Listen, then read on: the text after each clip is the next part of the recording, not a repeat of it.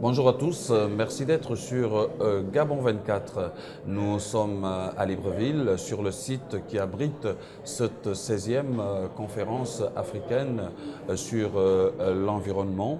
Et dans le cadre de notre programme, l'entretien sur Gabon 24, nous recevons sur notre plateau spécial Madame Neza Elouafi, secrétaire d'État chargée du développement durable du Royaume du Maroc.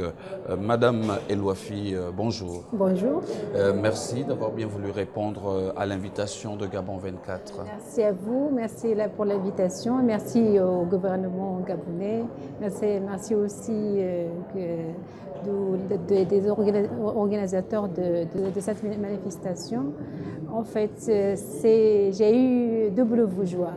Une joie que je me ressentis la fille de l'Afrique, entre mes sœurs et mes frères dans cette enceinte conférence ministérielle africaine.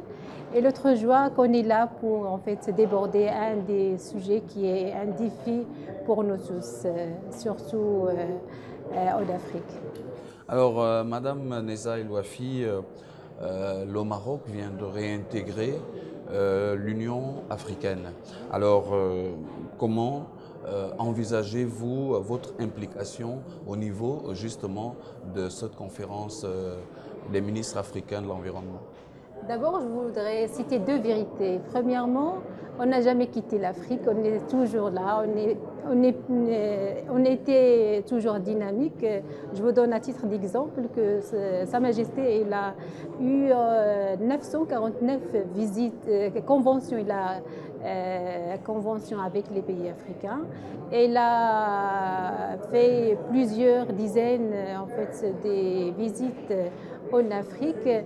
On a retourné à notre famille constitutionnelle, institutionnelle, c'est-à-dire l'Union africaine. Maintenant, je pense que le Maroc, il a toujours s'était engagé pour en faire mettre une conciliation entre son modèle de développement et aussi les impératifs de la protection de l'environnement.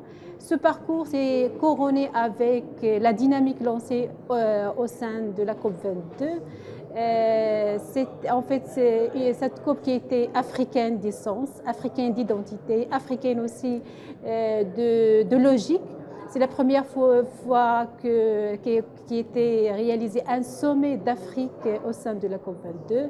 C'est la première fois aussi que le Maroc a réalisé plusieurs initiatives pionnières en termes de défis réels, en termes de changement climatique. Je cite l'initiative Triple A, l'initiative Triple S.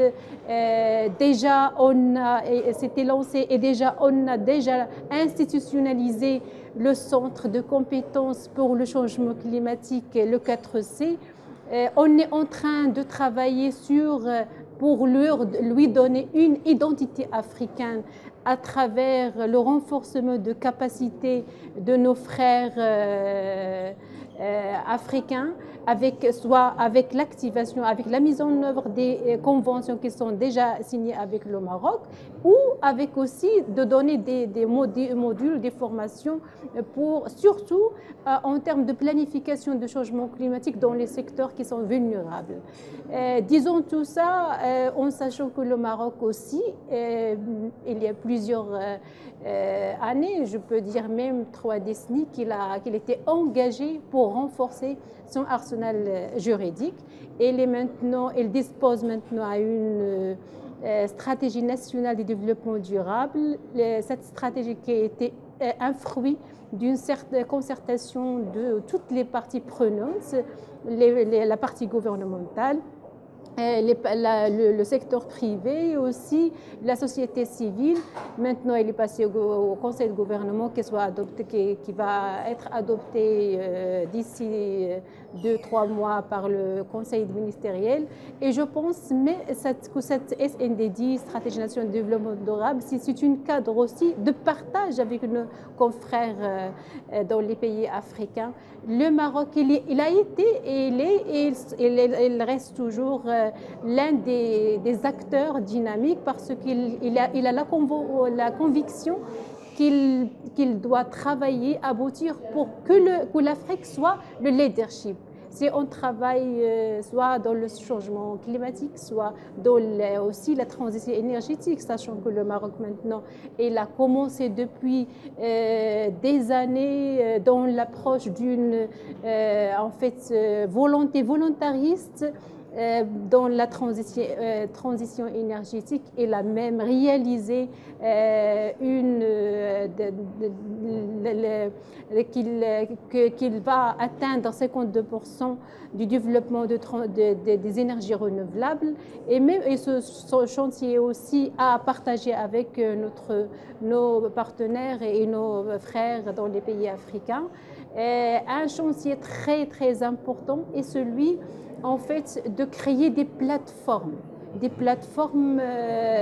dans ce cadre des conventions signées avec Sa Majesté, que Dieu l'assiste, et les pays africains, soit dans l'agriculture, sachant qu'on a le cadre qui est le 4C, soit dans le développement durable, sachant que la potentialité de l'Afrique et aussi la potentialité de travailler sur les nouvelles générations et ayant tous et toutes vers une économie verte comme un atout et aussi une opportunité pour nous tous. Alors je m'apprêtais justement à vous poser la question. Nous savons que le Maroc est un des leaders en matière de changement climatique.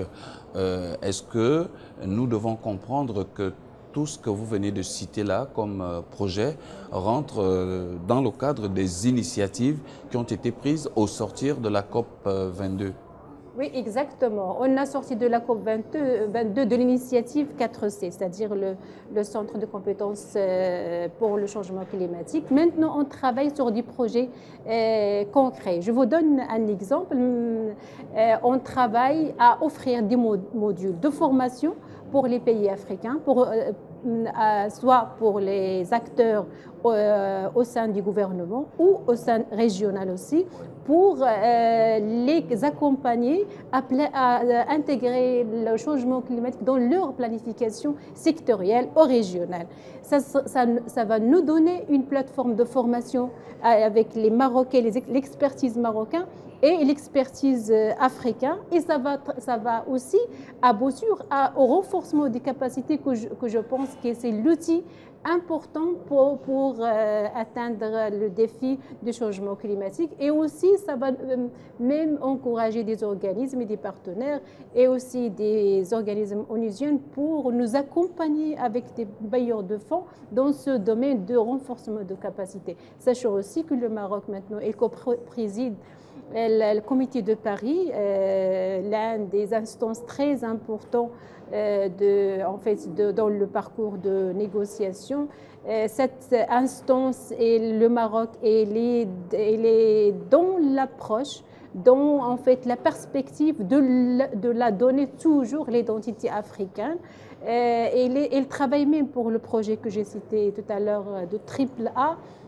Il a déjà, avec le ministre de l'Agriculture, il a déjà commencé à planifier des projets concrets avec des pays africains. Je pense qu'on ne travaille pas pour que le Maroc gagne, mais on travaille, comme elle a dit Sa Majesté Nasrallah, que l'Afrique soit le leadership. Alors aujourd'hui, vous êtes à Libreville dans le cadre de cette 16e conférence de la CMAE. Est-ce que vous avez des attentes spécifiques? Oui, bien sûr, nous avons une grande attente, celle de lancer une mobilisation collective, qu'on soit dans une seule voie pour lancer un appel pour déjà mobiliser les financements. et aussi travailler à ce que des projets concrets qui examinent le défi et la problématique, surtout du changement climatique, sachant que l'Afrique qu'il est en premier rang, qui est atteint de ce problème. Nos attentes aussi que le Maroc soit un acteur dynamique au sein des instances de la CMAE. Je pense que le retour d'une manière institutionnelle, parce que je dis que le Maroc n'a jamais quitté l'Afrique, d'une manière institutionnelle à l'Union africaine, d'un pays comme le Maroc, un pays stable, un pays qui a une stratégie, un pays qui a une approche, un pays qui a une identité africaine, un pays qui est rentré dans la collaboration bilatérale et multilatérale, dans l'approche gagnant-gagnant, dans l'approche qui est notre intérêt qu'on soit tout ensemble en faveur d'une Afrique solidaire, d'une Afrique pour la justice climatique, d'une Afrique pour travailler sur l'effet générationnel surtout. Merci Madame Neza Elouafi. Je rappelle que vous êtes secrétaire d'État chargée du développement durable du Royaume du Maroc. Nous sommes arrivés au terme de... Merci. Nous sommes donc arrivés au terme de cet entretien. À vous également, merci d'avoir été avec nous. Restez sur Gabon 24.